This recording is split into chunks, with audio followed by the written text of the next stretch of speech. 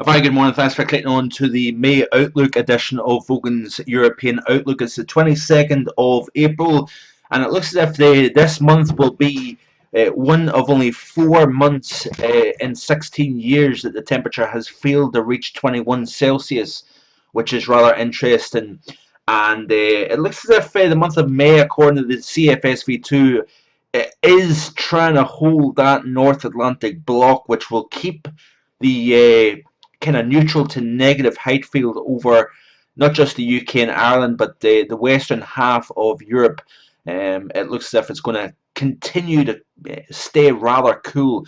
Where the sun shines, of course, and we've got light winds at the early May, mid-May, late May, sunshine will, of course, allow the temperature to shoot up at this time of the year. But I think with a cooler mid and upper level atmosphere, I think the temperature is going to be fairly restricted this year during the month of May. Looking at the 2 meter temperature, normally it has neutral temperature, so it doesn't have above normal or below normal. It has pretty much an average month temperature wise, because what we may see here is we may see very cool nights and warm days. I think we are going to see a sunnier than normal month. But in terms of precipitation, it's going to be a tough call, I think, because the model does have a drier Scotland and a wetter Wales, Ireland. So it looks as if it's going to try and maintain kind of more higher than normal pressure up across Scotland here, but a negative height field overall. You can, of course, get high pressure within a negative height field or a positive height field. High pressure within a negative height field tends to have a suppressed temperature profile here, where we only max out at a certain level. But of course, if you've got a positive height field with high pressure, the temperature, of course, will rise much more sufficiently, and of course nights don't tend to cool down quite as much. So that's the CFSV2. Let's have a quick look at the Canadian here, to see the contrast, to see the difference. Let's just bear with me 1 second here, sorry.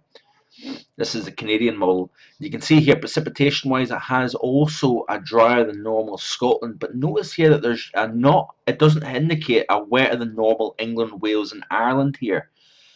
I think May could end up being a fairly dry month overall. Let's look at the 500 millibar height anomalies here, and you can see here that it's showing high pressure over Europe, but also high pressure extending north into Scandinavia and back westwards across Iceland and towards Greenland. The mean trough centered to the southwest. So that is not a wet or a stormy setup for the month of May, according to the Canadian as well. Now, the 2 meter temperature anomalies look like this here. Warmer across Europe, slightly warmer than normal across the southeast of England here, but it's again like the CFSV2, it's indicating neutral temperatures. So if you want my opinion, I think we're going to have a near average May. I think the temperatures aren't going to be anything necessarily to write home about. I think we are going to get into the low 20s.